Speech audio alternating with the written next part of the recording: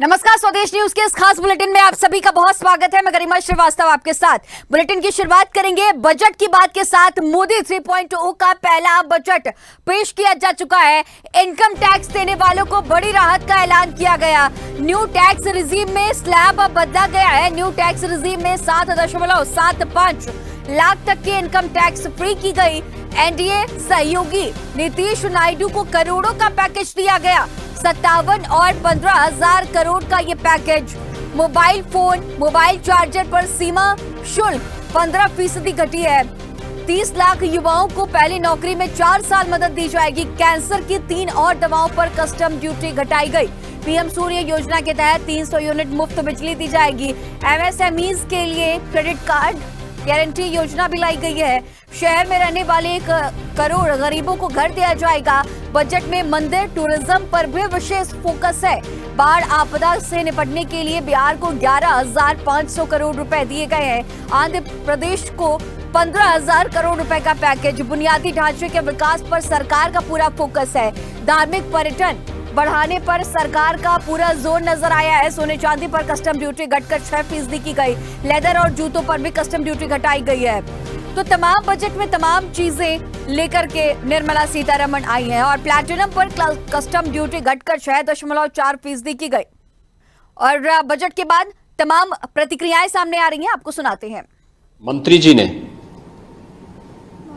देश का आम बजट प्रस्तुत किया है। यह बजट सर्वस्पर्शी, सर्वसमावेशी, विकासोन्मुख 140 करोड़ भारतवासियों की आशा, आकांक्षा और अमृत काल के संकल्पों को पूरा करने वाला सिद्ध होगा। आम बजट 2024-25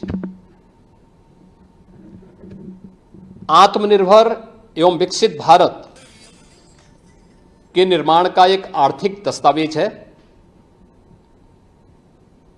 इस आम बजट में अंत्योदय की पावन भावना, विकास की असीम संभावना और नवोन्मेष की नवदृष्टि है। इस आम बजट में अन्नदाता किसानों की समृद्धि के लिए 1,52,000 करोड़ रुपए, कृषि और सहायक सेक्टर के लिए,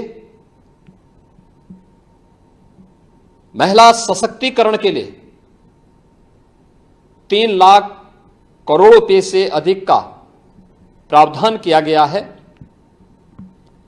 स्वाभाविक रूप से आधी आबादी, देश के सबसे बड़े राज्य उत्तर प्रदेश की आधी आबादी इससे सर्वाधिक लाभान्वित होने वाली है। और खासतौर पर तब जब उत्तर प्रदेश 2020 से ही मिशन शक्ति के कार्यक्रम को प्रभावी ढंग से यहां पर जमीनी धरातल पर उतार रहा है। सर्वाधिक अन्नदाता किसान उत्तर प्रदेश के अंदर निवास कर रहा है। उन अन्नदाता किसानों की समृद्धि में आज संसद में प्रस्तुत आम बजट बड़ी भूमिका का निर्वहन करने वाला है। युवाओं के लिए लाखों नौकरियों के साथ साथ मध्यम वर्गीय परिवार के लिए प्रत्यक्ष कर यानी इनकम टैक्स में जो नए टैक्स स्लैब की घोषणा हुई है, ये सभी अभिनंदनीय हैं, स्वागत योग्य हैं। इस पूरे बजट को अगर मैं कह सकता हूं कि यह बजट भारत को $5 ट्रिलियन की इकोनॉमी में बदलने के संकल्प के साथ ही दुनिया के ग्रोथ इंजन के रूप में भारत की भूमिका को और विकसित भारत की संकल्पना को साकार करने का एक आर्थिक दस्तावेज के रूप में यह देश की संसद में प्रस्तुत किया गया है। श्रीमान नरेंद्र मोदी जी के नेतृत्व में विकसित भारत का आधार पर जो बजट प्रस्तुत किया गया, मेरी अपनी ओर से बजट की बहुत बहुत बधाई। मैं माननीय वित्त मंत्री श्रीमती निर्मला सीतारमण जी को भी बधाई देना चाहूँगा, जिनके माध्यम से भारत की चमक और महंगाई दर पर कंट्रोल करने की जो भावना है वो परिलक्षित होती है। खास करके सरकार की 9 सूत्री योजना जो प्रस्तुत की गई, जिसमें कृषि उत्पादकता, रोजगार और कौशल प्रशिक्षण, आर्थिक विकास, समावेशी मानव संसाधन विकास और सामाजिक न्याय पर उनने पूरा बजट केंद्रित किया है। निश्चित रूप से यशस्वी प्रधानमंत्री के नेतृत्व में भारत दुनिया में अपनी एक नई पहचान कायम करेगा। ये बजट मध्य प्रदेश को भी अपने विकास के साथ कदम से कदम मिलाने के लिए मौका देगा। विकसित भारत में ही विकसित मध्य प्रदेश की संभावना भी छिपी हुई है। इस नाते से मैं पूरे बजट की अपनी ओर से बधाई देता हूँ, शुभकामना देता हूँ। धन्यवाद। माननीय प्रधानमंत्री नरेंद्र मोदी जी की सरकार द्वारा वित्त मंत्री निर्मला सीतारमण जी ने जो बजट प्रस्तुत किया, हम कह सकते हैं आधुनिक भारत के निर्माण में सहायक सिद्ध होगा। 2047 में विकसित भारत का संकल्प का सपना जो देशवासियों ने माननीय मोदी जी के मार्गदर्शन में देखा है, उसको पूरा करने वाला बजट है। एक तरफ छात्रों की चिंता की गई है, किसानों को भी मजबूती देने का काम किया गया है, मध्यम वर्गीय लोगों के जीवन स्तर को ऊपर उठाने के लिए प्रावधान किए गए हैं।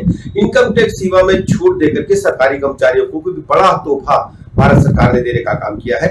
मैं बजट का बहुत बहुत स्वागत करता हूं और माननीय प्रधानमंत्री नरेंद्र मोदी जी को, वित्त मंत्री आदरणीय निर्मला सीतारमण जी को बहुत बहुत आभार प्रकट करता हूं और पूरे प्रदेशवासियों को बहुत बहुत बधाई।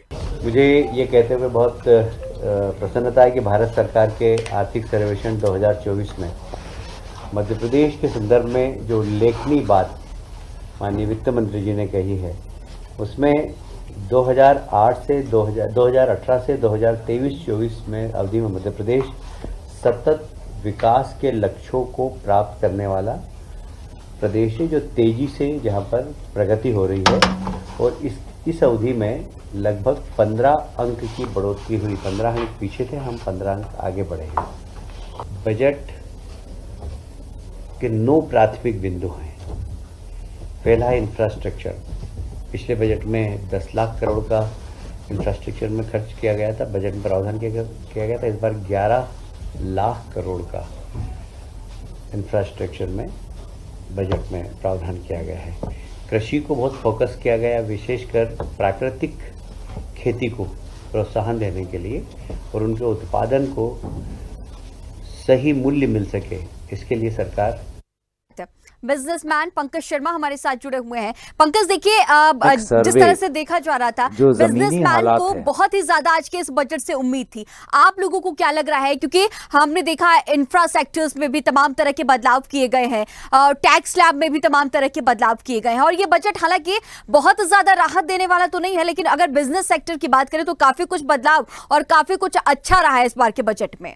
ऐसा नहीं लगता, मुझे ऐसा लगता है कि ये एक पॉलिटिकल बजट बना दिया गया, जिसमें 2 सरकारों को संतुष्ट करने की पूरी कोशिश की गई है। जिस तरीके से जिस इंडस्ट्री के अंदर मैं काम करता हूँ, उस इंडस्ट्री में कोई ज्यादा राहत नहीं पहुंचाई गई। मतलब मैं एनर्जी सेक्टर में काम करता हूँ।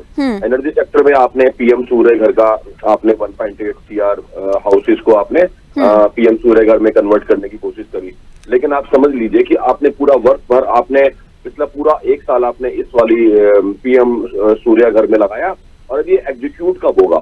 तो जब एग्जीक्यूशन में पूरा 5 साल निकाल देंगे, अगर 5 साल में केवल 1.8 CR आप लेके चल रहे हैं, तो वो ग्राउंड पे कितना इफेक्टिव होगा? तो मुझे नहीं लगता कि हमारी इंडस्ट्री के लिए इसके अंदर कुछ है। बड़ा साधारण सा बजट है और मैं तो उसको पॉलिटिकल बजट का ही नाम दूंगा फिलहाल। ठीक है पंकज, आपका हमारे साथ बने रहने के लिए बहुत शुक्रिया। तो इनकम टैक्स स्लैब में तमाम बदलाव किए गए हैं। बाढ़ आपदा से निपटने के लिए बिहार को ये बड़ा पैकेज, लेकिन अब लगातार इस पर राजनीति भी छिड़ चुकी है और कहा जा रहा है कि बिहार को और आंध्र प्रदेश को ये स्पेशल पैकेज दिया गया है और आम जनता के लिए कुछ खास नहीं। हालांकि इस तरह के सियासी अब हमले लगातार जारी रहेंगे। हमारे इस खास बुलेटिन में फिलहाल इतना ही। खबरों का सिलसिला, चर्चाओं का सिलसिला लगातार जारी रहेगा। बने रहिए स्वदेश न्यूज के साथ। सबसे पहले देश।